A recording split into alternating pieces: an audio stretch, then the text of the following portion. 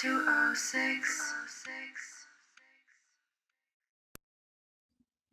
Mic check, mic check, mic check. Salutations. 1 1 2 What's up, world? It's your boy Armand, and welcome to another episode of the 206. As usual, I'm joined by the co-hosts and the homies, Jason and Tim. And for today's topic, we're going to be talking about living life with a rare condition known as Scleroderma. For those of you who didn't know, Tim has been living with this condition for the past 5 to 6 years. So I'm going to pass the rock over to him to start today's show, as well as introduce a special guest who we have with us here today. Thank you, Armand. Good evening to all on this planet and to all of our 206 listeners tonight. We are excited to bring you another episode of deep, meaningful discussion and deep, insightful thought. Tonight, the 206 brings our friend Jessica, who will take us on a deep journey surrounding scleroderma, and who will tag along with us in this orbit of thought and curiosity that will sure to quench this verbal space wholesomely. Our special guest today, Jessica, is a Florida-born, outspoken Haitian and African woman who loves to have a good time, as well as be real with the friends and family she happens to have in life. Living with the incurable but manageable and challenging chronic condition, she has utilized her unique struggle and who she is to bring both love, strength, and transparency in this world. This evening, joined by my co-hosts Jason and Armand, we share this space with our listeners with both wonder and intrigue. So I'll begin a little bit and share with our listeners of how the 206 crossed paths with our guests, as a little light on recent past will now act as a great springboard into this discussion. And I'll share a brief bit on what scleroderma actually is. So, beginning back in 2015, your host for the 206, I say co-host, me, was diagnosed with scleroderma, which is a skin connective disorder and a chronic disease. Earliest records of the disease go all the way back to ancient Greece, where Hippocrates was describing the condition as thickened skin, and a huge array of assorted descriptions started popping up around the mid-1500s and 1800s. Today, 3 out of 200,000 people every year is diagnosed with systemic scleroderma, with most of it affecting women and hitting most around middle age. Symptoms range from extreme hardening and tightness of skin, extreme weight loss, joint pain, hardening and stiffening of joints, nerve pain, and at its worst, affecting internal organs with scarring and internal bleeding. There is no cure, but symptoms can be manageable, and the triggers aren't well known. Immune system problems, genetics, environmental factors, they're all suspected to play a role. Many have, many do, and many will pass away from scleroderma or complications from it. So the 206 sends its heart out to those affected by this disease. And towards how our guest in the 206 met, I crossed paths with Jess around the end of July of 2020 through a scleroderma support group. And I had asked a member of that support group to kind of refer me to anyone that she thought I could be good friends with and connect with so I could learn more about it. At the time, I was just reaching out to the scleroderma community to get more acquainted and to help me adapt to my new condition. And she referred me to Jess. And literally since then, we've been talking all the time. We've had since exchanged numbers. I've been very good friends since. Dating? No, I'm just blessing. So, with all that being said, let's go ahead and put some whipped cream, as Armand likes to say sometimes, on the cake by letting our guest share a little bit with us how her journey began surrounding scleroderma. Welcome to the show, homegirl. Yeah. Thank you for having me on here. I'm so honored. It's my first podcast, so yeah, I thank you guys for having me. Whoop, whoop. First and best. Sure. Scleroderma is such a life-changing disease. I had no idea what it was going to bring upon me when I was diagnosed. It's going to be 11 years this year. 11 years ago, I was diagnosed. But I've been experiencing symptoms since I was 19, and I am now 33, so I've pretty much had it for 14 years, which is almost half my life. So, one of the first things I experienced was like cold hands. I remember going into the supermarket and my hands would turn like white and they were really cold, and my joints were really, really achy. But I was a waitress at the time. So, waitresses are always on their feet. So, you contributed to working a lot. And I was also going to school full time. So I thought that it was from that. And a couple years later, I kind of just ignored it because when you're young and you're busy, you kind of, how it is, you put things off to the side a little bit. So a couple years later, when I was 22, I had a really bad cold and the doctor did blood work and it came back odd. Like some of the numbers came back like really weird. And he sent me to a rheumatologist, and the rheumatologist actually diagnosed me on the spot. He touched my skin and he said, "You have scleroderma." And my life has not been the same since. It has been a wild ride since, Tim, as I'm sure you know. Mm-hmm. But in everything that happens to us, whether it's negative or positive, in the darkness, we can always find the light. And when I first went on Google to Google scleroderma, right, at 22, and I see like all these frightening pictures, like, and it says that it's associated with death. So I was terrified when I was first diagnosed. And as time went on, I started to see changes to my body. Like I started to lose my skin color. The tightening of the skin started to get worse. My hands started to contract. It was harder to perform like simple daily tasks. And imagine, in our early 20s, and we're supposed to be like thriving and like doing so many things that the quote unquote American dream wants you to do. But sometimes life just has a different way to show you what your path is. So as time went on, I started experiencing more things that scleroderma was like portraying on me.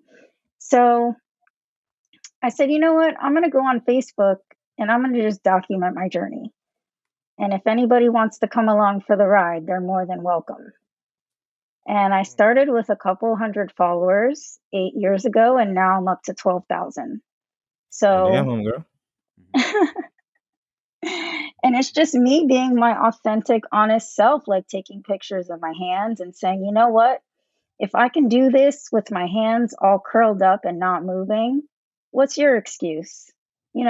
So speaking to healthy people out there, but so sometimes in life you just got to take something and flip it. No matter what it gives you, you got to play the card you're dealt. I hear that. Yeah. I reconnected with a friend of mine, and she laid me a quote. States that true power is the ability to empower others just by being your true, authentic self. And Wow. there's matches what you just described eloquently. Well, also in this day and age, I feel like authenticity sticks out even more because of how just similar everyone wants to be and how there's like a certain look to things and everybody has to look a certain way and do things a certain way. So like when people like us are really just our authentic selves, just sharing our stories, it's like a breath of fresh air. It's like, oh, let me get some more of that. Like, because it's so rare to see nowadays, I feel like. Speaking about being authentic, I do have a question in regard to that. But before that, I wanted to see if Tim wanted to share his story first. So then we can kind of sit back and like pose questions to the both of you. Makes sense. Yeah. Yeah, it makes sense. All right, audience. So my journey began roughly 6 years back, 2015, when my first signs of muscle weakness showed up on the job. Worked from Home Depot for a couple of years. And this had to been close to the real quick audience. I used to work in but this was back 2019 maybe, back for like no not 2019. What the heck am I saying? Yeah, I know it was an accident. It was an accident, dog. My bad. Like 2011 I forgot why 2019 was my head. I'll tell you about that later off air. But around 2011, around 2011, 2012, 2011, roughly. 2012. Yeah, I was working in the lot with your boy Tim, and I'll just say it was the two of the most yoked lot associates that Home Depot has ever seen. So, but go ahead.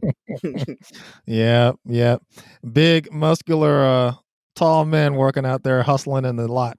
I was a lot associate at Home Depot. But yeah, the muscle weakness was the first signs. Also, what was very strange, I think that came before the muscle weakness, is these strange, mysterious scabs started appearing on my skin. And when I really started to pay attention to it is when I scraped one off the side of my face and it hurt. I was surprised. I'm like, what is that? I don't remember getting scratched.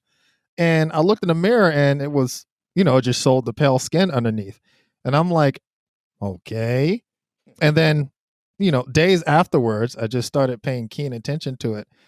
And, it wasn't healing right away, and it was very noticeable. I'm like, And this is shortly afterwards, the muscle weakness started to came in. It came in hard, like a force. It rapidly became harder to ride my bike because I rode bikes back and forth to work. I couldn't get out of cars, lift things. My fellow work associates started noticing how much difficulty I was having, lifting bags of concrete, mulch, normal things that, was nothing to me. And my grandmother would just notice how, be embarrassing. I'd be there for like few minutes as she's dropping me off to work, struggling to get out the car. And she's like, what's going on? There's something wrong. We need to take you to the doctor. I'm like, no, Granny, I'm fine. I'm good. Just blowing it off. And, shortly after that, it became so bad that it just begun to hurt to walk.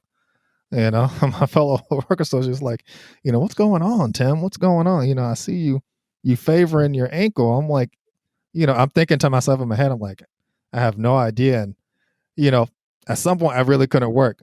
And, I just stayed home afterwards. And I don't know what time frame occurred. It was really short. Staying at home, I went from being a 220 something pound mule to a 130-pound shell of my former self. And at this point, my family was crying and, concerned and, took me to the doctor. That was embarrassing. Standing there in the doctor's office, female, males, like maybe 3 doctors in there told me to take my clothes off. And I stood there butt naked for what seemed like 15, 20 minutes. That seemed forever. And they examined me, this was my skin. And I'll never forget that female doctor looking at me and smiling. And I thought to myself, what the hell is she smiling for? I'm like, I guess this is what the experts are. You see in those movies where those scientists are like gleefully happy in a sort of like, very devastating or bad circumstance. But she smiled at me. She says, yeah, I believe you have scleroderma. And after that diagnosis, she was saying that to distract you for why she was really smiling. Yeah, it was shortly after that, though, that, my life definitely went into my own personal physical and mental type of hell. My everyday turned into a battle just to get up from bed, use the toilet, step in and out the tub. There were times where I fell out of bed and I couldn't get up from the floor. Times where I had to yell for my sister, grandmother or mom to come help me get off the toilet because I was stuck. My muscle, it was, indescribable. I couldn't believe it. As this was going on, I was in my little personal sense of denial, because I had been, normal for such a long time. And even though my body was deteriorating, it was like some sort of phantom body I was going through. It's like in my mind, I knew that my body was failing, but at the same time, it's like I should be able to function normally. It was a weird thing. But yeah, as a man, as a loved one, that many, including yourself, depended on your own physical strength for, and, to see it gone was debilitating and just absolutely demoralizing. The 2 parts that hurt the worst throughout this experience is just seeing and hearing your own family and friends cry for you.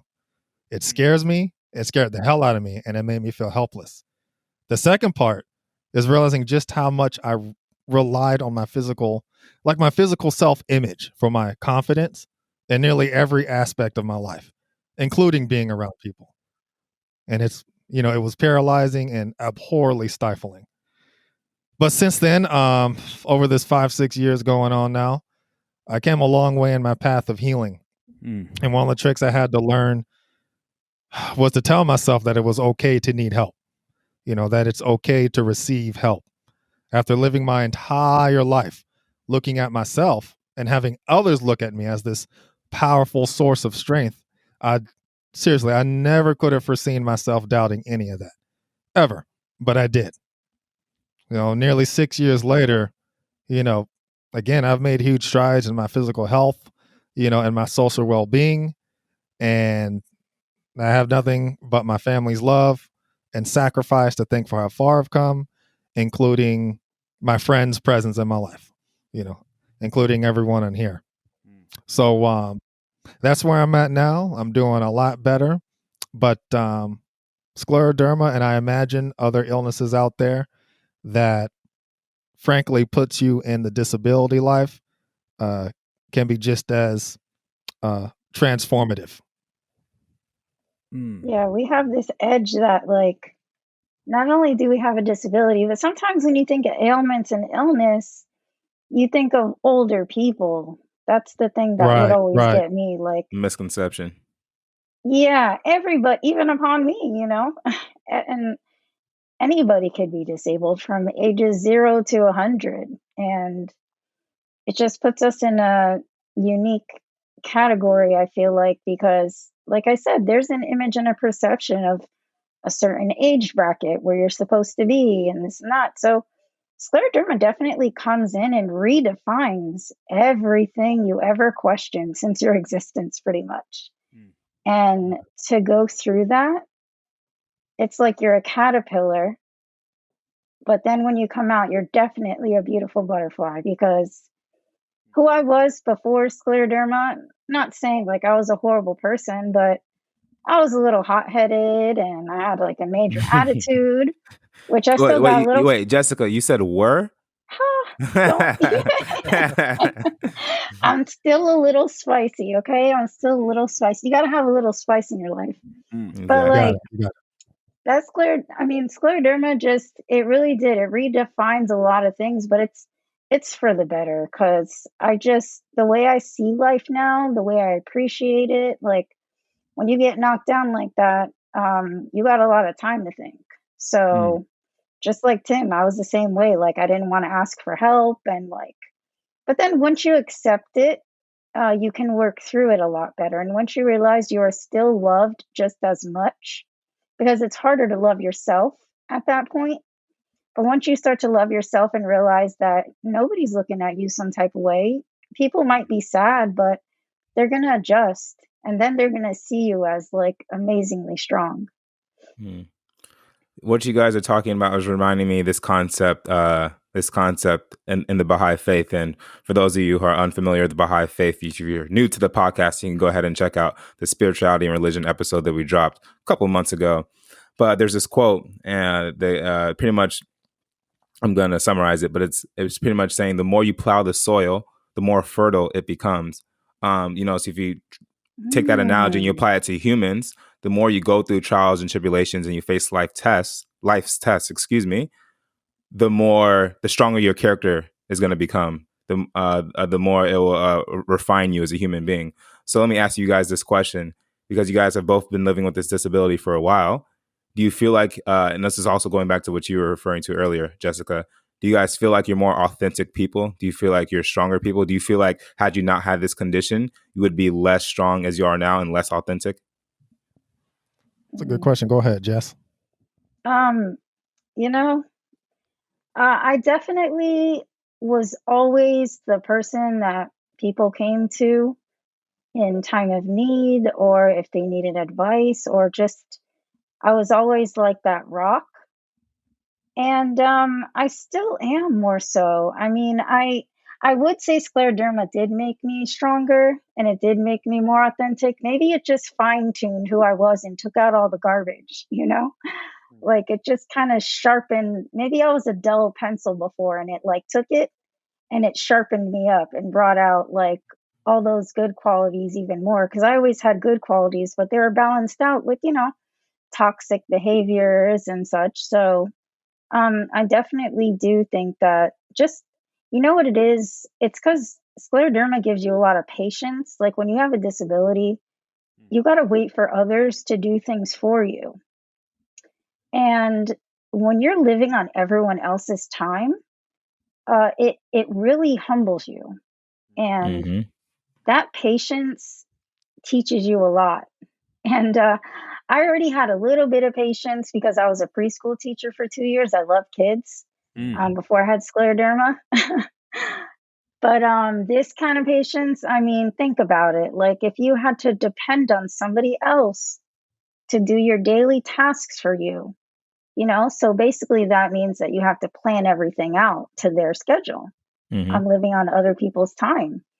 So I just can't get up and go. And that humbled me so much. And it definitely made me a better person, because I think patience definitely makes you grateful, and it makes you kind of slow down a little bit.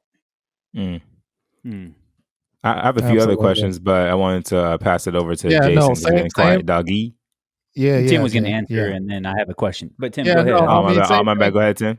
Same thing with Jess. Same thing. If there's one thing I gotta say to the audience right now, is that if you ever come to a point in your life where you think you've learned it all, you think you know it all, you don't think there's any room to grow in a certain department, you got to think twice.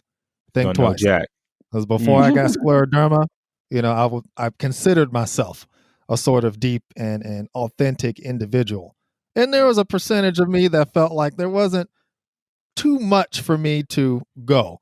There wasn't a sea of interstellar space, as far as, growing in certain departments of wisdom.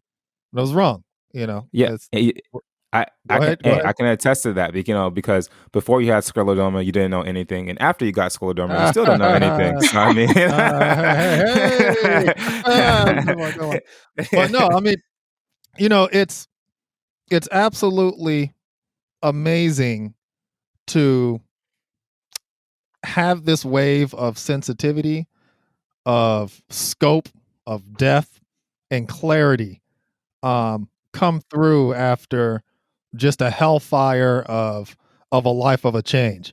And it's strange. It's very strange. And I just have to say that, like Jessica, when you go through hardships, the hope is that you come out a better person, that you do come out the other side with some insight or a major transformation for the better. It doesn't always happen, but, blessedly, like Jessica, I've definitely felt like my whole world and perspective has gone crystal clear. It's pretty interesting. Word, yeah, it's beautiful. Just want to thank both Jessica and Tim for sharing your stories, in this way, and powerful teaching for sure. So thank you. And a few comments. I mean, a lot of thoughts and comments. Let me just kind of focus about this idea of asking for help, because I feel like currently also there are a lot of stresses on the collective human experience, in particular with the pandemic. And one of the reoccurring concerns is about the mental health of people, and young ones in particular who are growing, etc., and also in just all of us human beings. So how about in your experience, two questions maybe. One is about this idea of mental health, and are you both considering your physical health also in relation to other dynamics, say with mental health?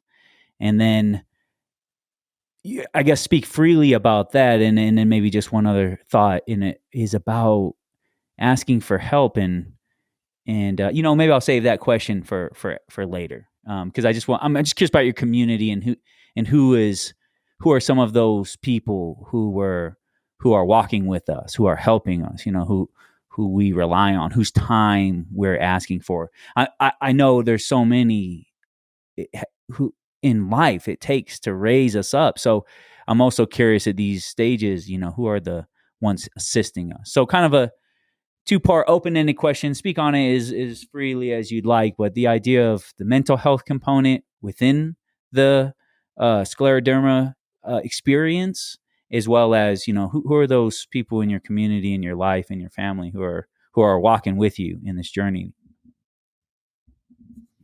Ladies first. Did you want to go, Jess? Oh, sure. Yeah.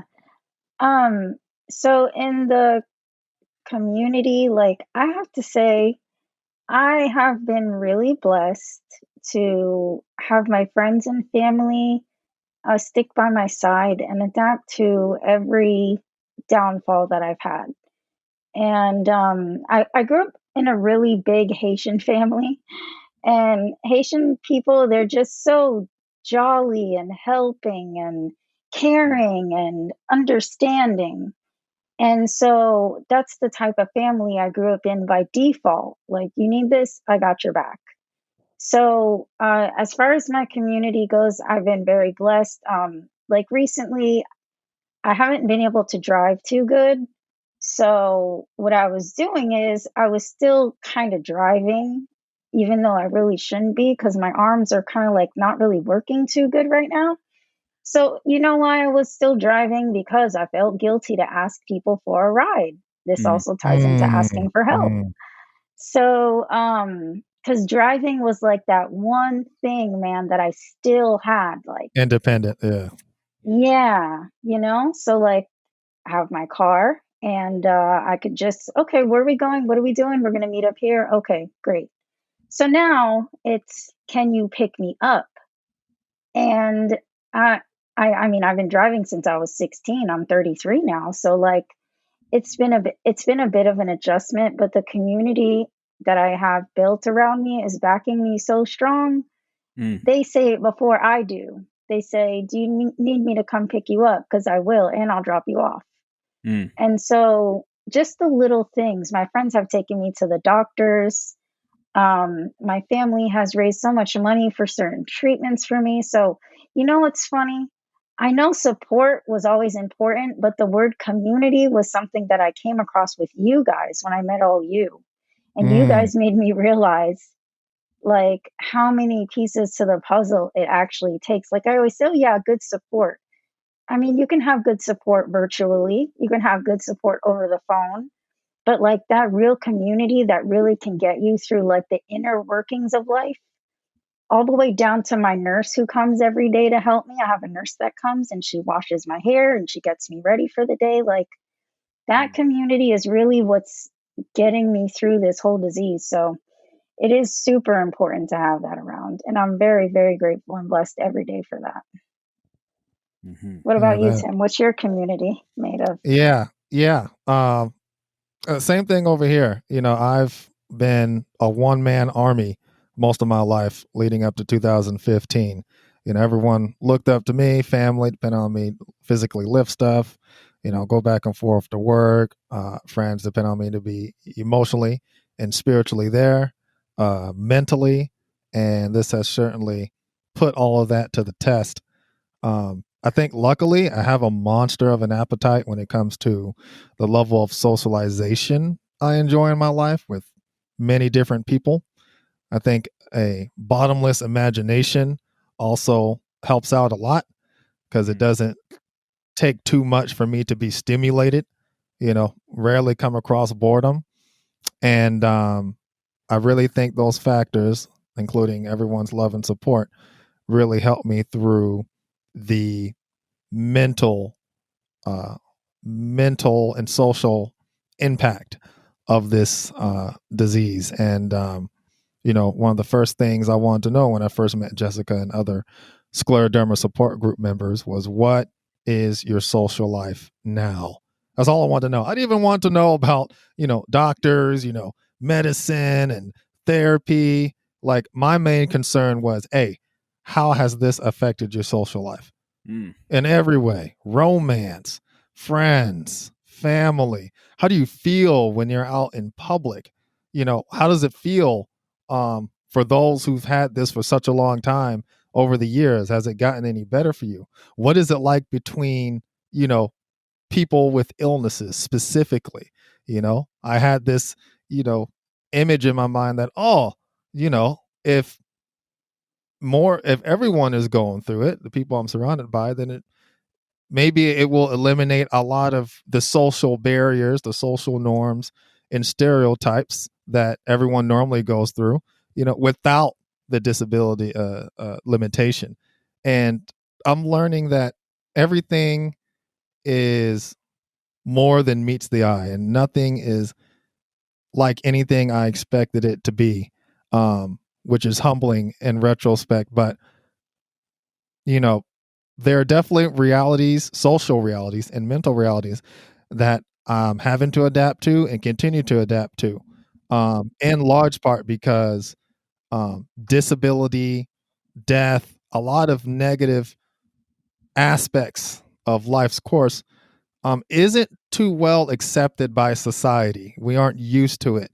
And so when you're under it, when you're disabled, you can see how everyone reacts to you, inadvertently, overtly, whatnot, and you just realize that it's out of their control. It's nobody's fault, and you're just left with this, universe you're looking at like, okay, all of this needs to be fixed in society. Then, everything will be better. And so I tell myself that, and then things will be better. But yeah, people treat you differently because they feel sorry for you. People treat you differently out of fear. People don't take you seriously because your physical limitation kind of disqualifies you from being able to relate to when it relates to normal everyday functions, with the huge layer of whatever stereotypes and social misconceptions you were dealing with beforehand as a man, as a woman, as a person of color. As my mom says, the world doesn't stop spinning just because you enter a major phase in life. Mm-hmm. It never stops spinning.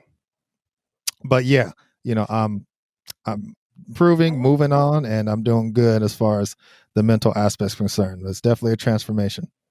I want to touch on something you said. You said, like when society gets to that point when they'll accept, these things. Now that's where I feel like we can be cavaliers and kind of like take that torch and get out Right. there and like get out there and just live our lives to the best of our abilities and show people that I'm not scared of your stares.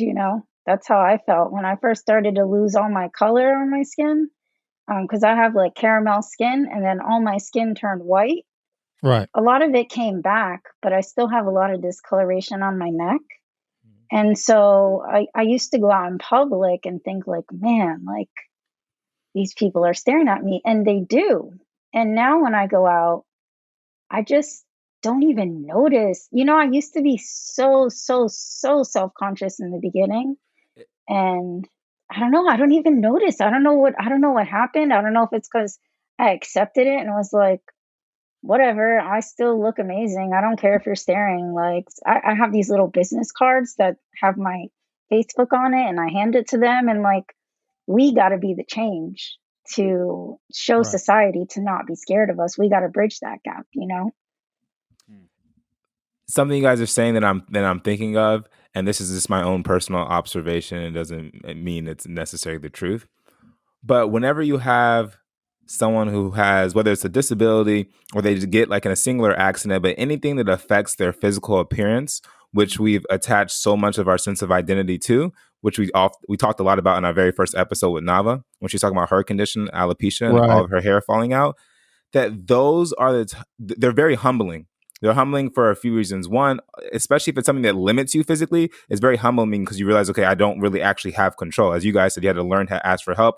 Tim, at a certain point, you couldn't get yourself up off the floor. You couldn't get out of cars, so you had to ask for help, right? So number one, it humbles you, and I feel like when you get humbled by life, it's like a conduit for growth, because it forces you. It forces you to view yourself in a different life, to do things like ask for help, and to just grow emotionally and intellectually and spiritually. But it's this going back to what I was saying before, when you have something that affects your physical appearance, especially drastically, how it takes away the one thing that we're so conditioned to attach our sense of identity to. Right. And once it rips it away, you then have like free and open, like it's like an open vista to see yourself from a different perspective and to actually cultivate a new sense of identity that is disassociated from the way that you look, which, you know, ultimately should be kind of like the thing we do from the beginning. And because I think it's two things. One, because it's natural, like we obviously see our physical bodies as the first thing we see. So you may have a tendency to view yourself in that light. But then also when we live in this materialistic world and we're conditioned to view ourselves as the way we look, then obviously that's that goes to help people doing that as well. But it's interesting basically how the moment you're kind of like your disguised identity is taken away, you find your true identity. Yeah. That's right. Absolutely That's a right. good way to put it. I totally agree. And as far as like the dating world, let me tell you, it's for me now. I'm a woman, so I don't know. Me and Tim, we're probably gonna have not the same stories to swap because I'm a Right. woman. So you know, if you're on Tinder or whatever, every guy swipes right on everything. No offense, not every guy. Yeah, she just came for the throat. 92, no, let me say 97% just like right swipe, they swipe on anything. So like, it's been interesting because I was very afraid to date for a while because I thought, you know, in the beginning when I wasn't as accepting of it, I'm like, who's going to accept me like this? You know, like you kind of think of yourself as a burden. That's a very common thing with scleroderma. It's this constant struggle between, well, this is just who I am and everyone's accepted it, so I need to accept it too. And then the other side is like, man, I'm such a burden. I still struggle with that. So I kind of carry it over to like my dating life. And I'm like, okay, like who's going to want to date me because they have to help me like cut my chicken and do this and do that. So it's just this odd balance again, like anything with the disability. But once I kind of put myself out there, I've had some good experiences and bad, like any woman, but like on a couple dates, some of the guys will, you know, ask to see my hands and say, listen, you don't have to be scared. Like, I will help you do anything. You need help with cutting that chicken. And like, one guy just took my hands and he touched them. And he's like, listen, I know this is what you're self conscious of. I've seen them. I don't see you for your disability. I see you for who you are. And so it hasn't been that terrible. Like I thought it was going to be awful, but it really hasn't been that bad. It's just, but I'm very honest. You know, I write right on my profile like I have scleroderma. So there's no catfishing. There's no surprises. Like you get what you see, and it is what it is. And I have to let them know like ahead of time because it could be a problem. You know, so if it's a problem, they're eliminating themselves and they're doing me a favor, and that's it. Is it liberating? Because I feel like it's there. It's right there. It's all up front. There is no hiding it. Like maybe you can hide some perceived emotional baggage. It's just like, boom, the moment someone meets you or even reads your profile online, they're going to know and understand that you have a condition and that it limits you it limits you to a certain degree, and that it's something that they most likely are going to have to deal with for a very long time if they want to, if not forever, if they want to be in a relationship with you. So I feel like it almost is like it kind of purifies the dating process because it's like you kind of get to know from the jump if a guy is willing to do this, as opposed to where it's just like some other people, they may have some things they're self-conscious about or worried about, may feel like it's a burden, but because it's an emotional thing, they can kind of hide it, and then they spring it on a person and then like, yeah, I'm not really about this, and then they dip, you know? You're so right. It does. It's like an automatic filter. Like, okay, you can't handle that. And then they swipe left and they go about their day. Or they kind of fake, some guys fake for a little bit, you know, to get to the cookie. They think they're going to get the cookie. But like, but like, you know, it is very liberating because then it's an automatic weed out. It's like, okay, I'm putting it all out there. You know, it's funny you say that because I didn't used to. In the beginning, I didn't used to put it on my profile. Like for the first like year, I know it sounds like I've been single for 100 years, but in the beginning, like you said, like that lady from the Titanic. It's been 84 years. I sound just like her, right? No, not since the beginning of time, but like since the beginning of this dating experience, like I didn't used to put it on there because I don't know, maybe I was ashamed or I don't know what it was. And sometimes guys did ignore me or block me after I said, "Hey, I have a disability," and they would just block me right away. So I was like, okay, well, maybe I shouldn't hide that because that's something that somebody needs to know, like right off the bat. And I agree because it is a very big deal. It's who I am. It's part of my identity. So it's almost it is more empowering, I guess, because mental illness you can kind of hide it and then start acting crazy, and then it's kind of too late. But with this, at least I will attract somebody that knows what they're getting into. Tim, what about you? What's the dating experience been like for you?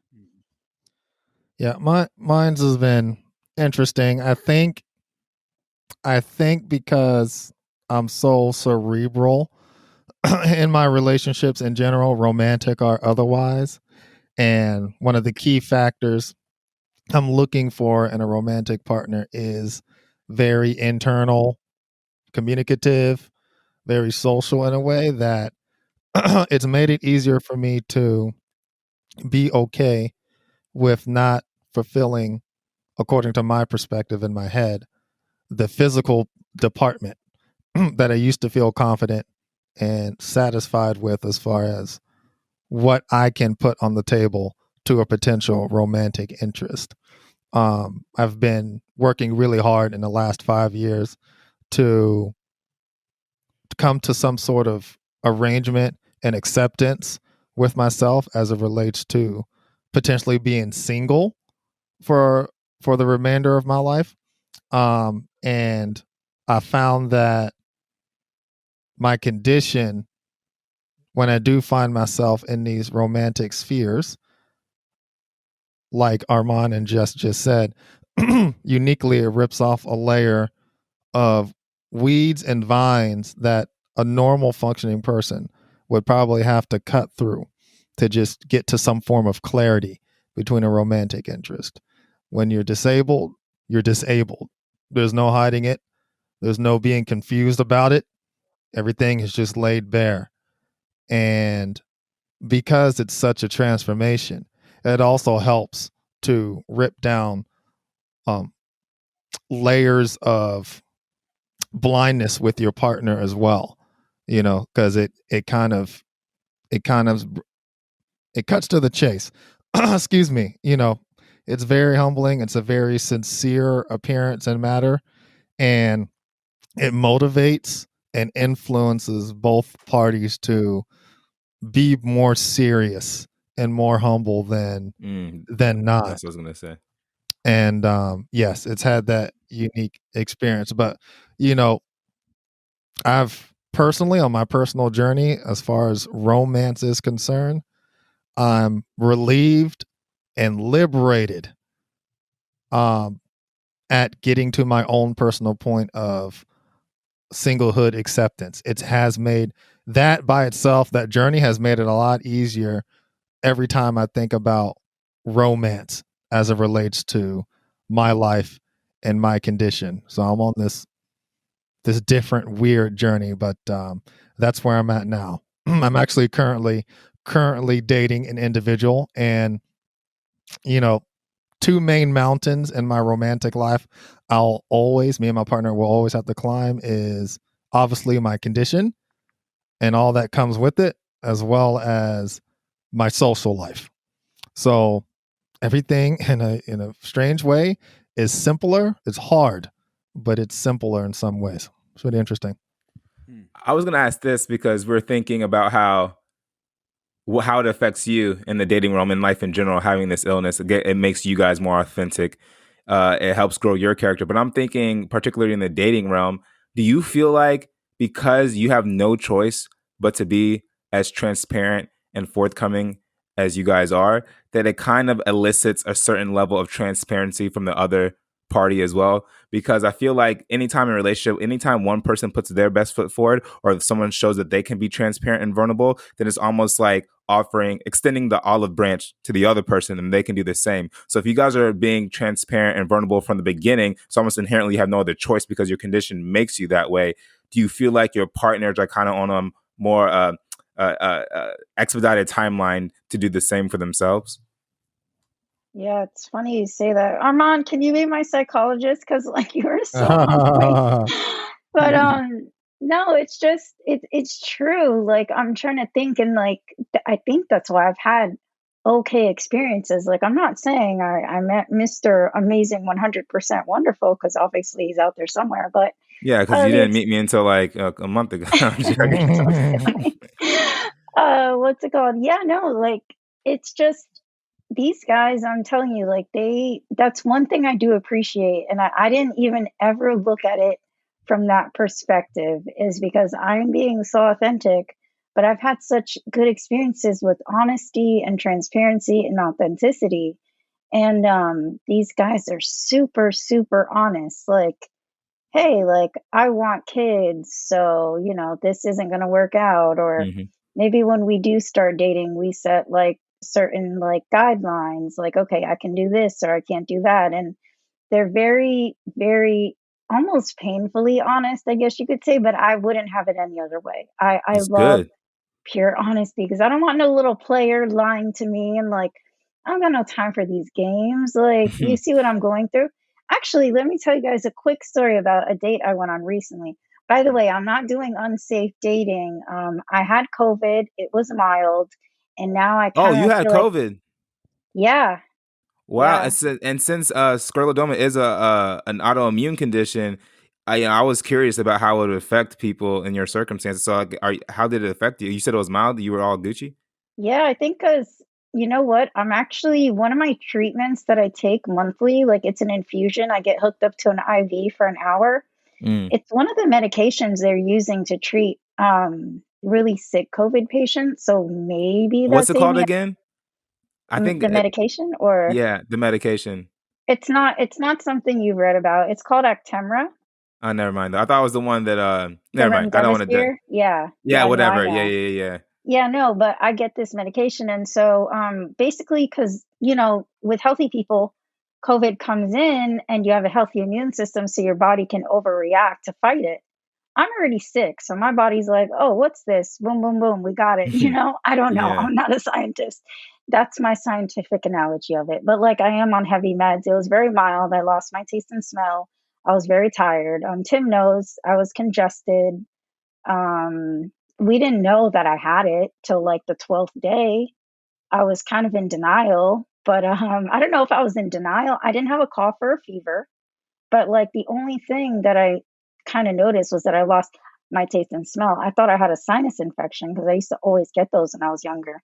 But anyways, long story short, I'm okay, thank God. Now I feel like I have a little bit of protection. Everybody should follow the CDC guidelines and social distance and stay home.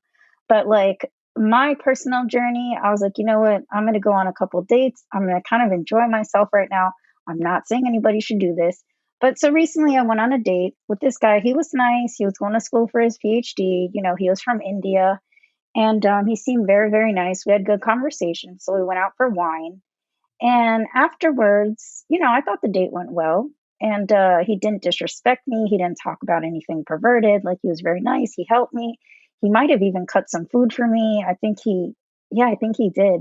So after the date, he texted me and he said, hey, I don't think I could date you because I respect you and I don't want to break your heart and I don't want to lead you on. And like that just Mm. never happens. Like, it's very, very rare. Like, a lot of guys will play with you and then Well, chew you up and spit you out. so did you respect that or were you offended by it? I respected the heck out of it. I was like, you know what? But did Like, he say why? Like why? Did he say what his he reason said, was why he because couldn't he date you? said he sees like everything that I go through. Like, I know a lot of times guys want to meet up right away just to like, especially after I tell them like I have a disability, they kind of want to go on a date to kind of gauge it. I noticed that. Mm-hmm. And like 85% of the time they'll ask me on a second date because they see like it's lit over here. You know, I got a good personality and stuff. But yeah, so I respected it because he was like, you know what? I don't want to play with you. Like, you're a good I woman. see. And I was like, dude, you know what? Thank you. Like, that's very rare. And I just really respected it. So that goes back to what you were saying about like the authenticity, the honesty, and all that stuff. He's like, I don't. He's like, I see you go through a lot with your disease, and like, I don't want to mess with that. Like, you already go through enough. So yeah, so that was like a good experience I had with like the dating realm and all that. Yeah, that's interesting. Yeah, it's good because I mean, last a note I'll say on that, it's like, you know, in regular dating, it's like everyone's playing like this game of chicken. We all have this mask on, and like everyone's afraid because no one wants to get hurt, right? So everyone's afraid to like be vulnerable first, you know, or to be the transparent first, you know, or to put, you know, to do anything that might expose something about themselves that they don't want to be responded to in a negative way. But it's like there is no game of chicken in your circumstances. It's like everyone's just like, here it is, and it's like very quick. So, you know. It's almost like a little blessing in disguise in regard to dating. No, it is. And the first thing Tim asked me, I remember when we first started to like talk and become friends, he said, what's your social life like? And then he said, what's your romantic life like? And I'm just like, you know what? Like, ever since I got diagnosed with scleroderma, I was always partying because I was 22. So guess what I did? I continued to party. I continued to dance. I continued to go out and drink. Not saying anybody should do that either, but I continued to just really live life. I traveled. I went to California, Philadelphia, like Texas. Like I went to all the scleroderma conferences. Scleroderma really just brought me out of my shell to like this other person that really just wanted to experience as much as I could. So, and then he asked me about the romantic thing, and I'm just like, you got to put yourself out there. Like, the physical stuff still works, you know, you got to work with your partner and you got to find somebody patient, but all that stuff can still go down. Like, we're young people, we still have to live our lives. It's just with modifications. That's all. Mm-hmm. Right. Mm-hmm. Hey, I mean, I'm not trying to be crude or anything, but I'll just say when, like, you know, sometimes people often think of that, you know, people with disabilities, especially physical ones, like, you know, in regards to like physical and like will they still operate properly? And I'll just say this: Stephen Hawking had kids, so you know Hey. the body is resilient. That Hawking radiation. Exactly. It is true. And one last thing I will say, I was at like a little housewarming party. What was it, like a week ago? And I was talking about that. And I was talking about being physical or something like that with this girl. And she's known me for 7 years. And she's like, girl, you do that? And I was like, what? And she's like, oh, I just didn't think with everything going on. I was so offended. I was like, really? I was like, you really group me into this category of disabled people that just, I don't even know disabled people that don't have sex, but like, I don't know. It's just, they do kind of put you into that category. And it made me think, like, man, what other categories am I like automatically put into, even with people that I know? You know, I never even thought about that. Like, I see myself as such a whole being, even though this is Right. still happening. So, like, I would just hope that everyone around me would see me like that. Mm-hmm. Right. Now, I know we probably coming close to time here. Do we want to pass the ball to Jason? If Jason had anything more to say? Well, sure. Thanks. I had a question about, in light of these changes, transformations, growth and learning, all kinds of things, you know, that we're talking about as life for us all. We're all moving as was previously mentioned by Tim's mom. You know, the world keeps spinning. So I'm curious, in light of scleroderma and all of its that all the things it's provided, what are some of kind of like the new skills or interests or hobbies or awarenesses that you started to have and cultivate now, and perhaps maybe some things that you think in with previous physical ability, perhaps you might not have got there. If that question kind of lands anywhere. I'd be curious to hear some reflections. I know one for Tim. Tim was so concerned with his physical powers prior to being diagnosed with scleroderma that he didn't even know how to read. So he took up a lot of reading. He learned his That's a good one. ABCs. Yeah, my favorite book was How Armand Came to Read. Oh my gosh. But no, go ahead, Jess. I don't know if we wanted to hit that first. Well, since I've had scleroderma, I started doing the Facebook thing, like just raising awareness on Facebook. It started out just me posting pictures of my hands or my ulcers, which is those scabs that Tim was talking about. They're very painful and they take a very long time to heal. And so I would post pictures of that. And after a while, I was like, you know what? I'm going to start learning how to edit videos because I want to make educational stuff so people can read it and learn about scleroderma because nobody knows about it. So now, today, 8 years later, I know how to make websites. I know how to blog. I know how to write articles. I know how to edit videos. Like, there's all these little things that came out that I would have never honestly gotten into if it weren't for the scleroderma. And I'm so grateful because it helps explain our disease and it helps people understand it, like strangers. That's who we want to reach out to, not just the scleroderma community, but also strangers who have never come across it. So I've had lots of videos and a documentary and all kinds of stuff that just, it's really awesome. I've honed into some skills that I didn't know I had. Wow. Cool. Yeah, that's awesome. Yeah, similar, I imagine, as the years roll on. Jessica's been going through this a lot longer than I have.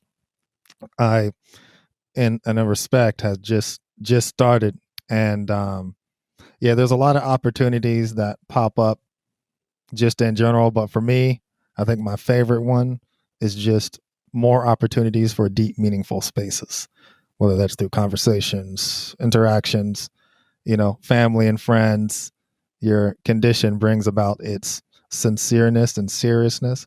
And because I was already a serious type of guy, I have a feeling that it will be nothing short of a boon when I do eventually go into what I plan to go into is a social career.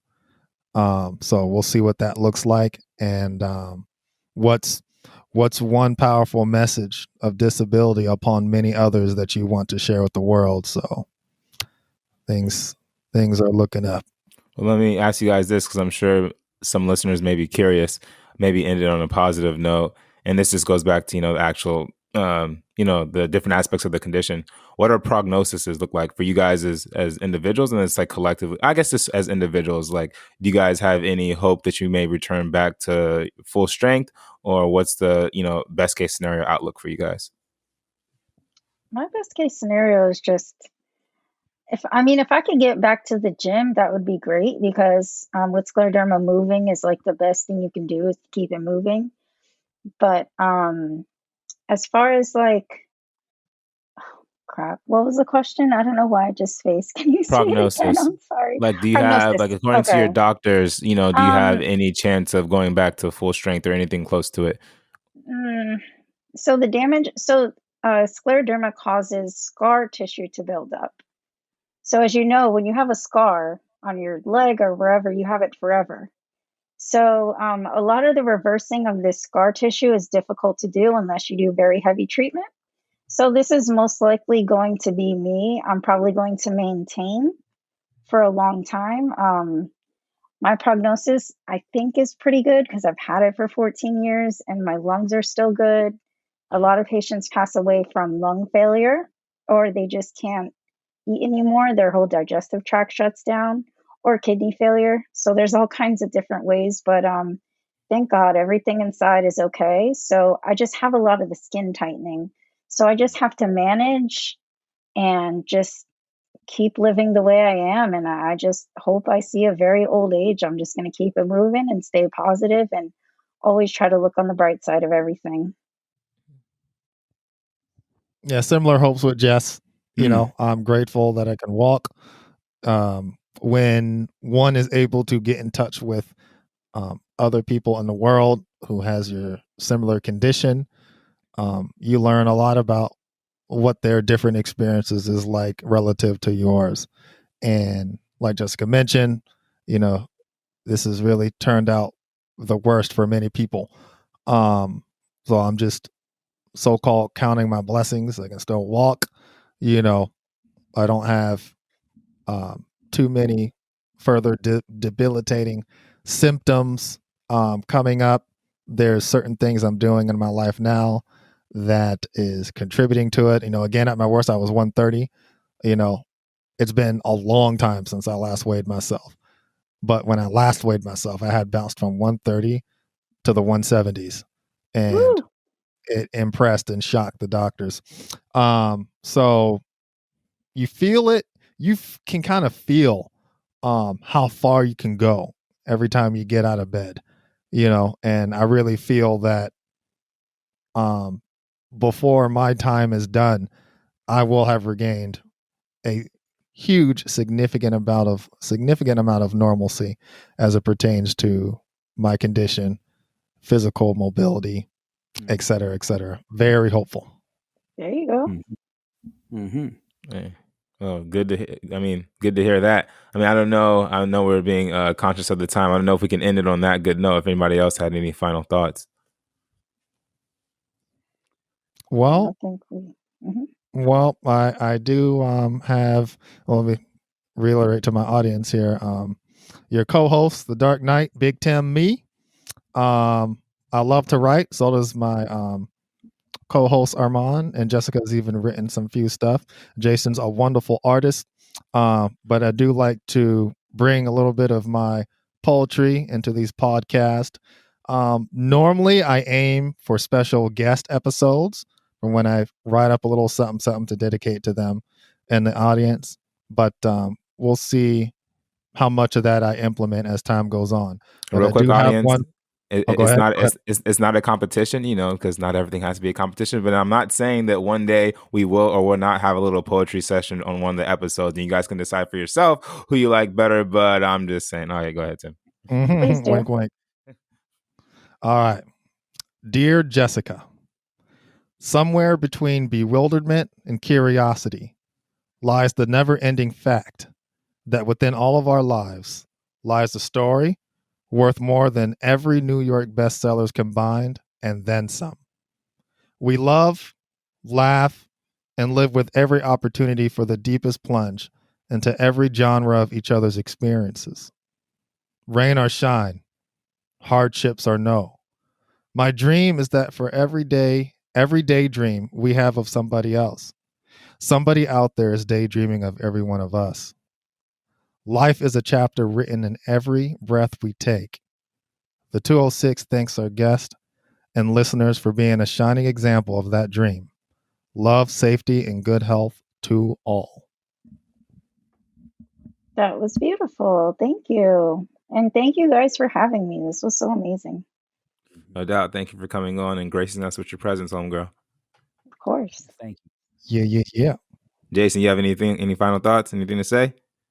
To both Jessica and Tim for sharing your story and some of your experiences and being an example and good friends having meaningful conversation. Thank you all for that. Very beautiful. And of course, Armand, as always, thank you as well. And to our listeners, always a pleasure to be in the 206, no doubt. Yeah, I ain't got nothing else to say. Like the homie from The Mandalorian said, I have spoken. That's it for me. That's it for us. Everybody, wherever you're tuned in from, thanks for listening. And we'll catch you guys on the flip side. Peace. Deuces.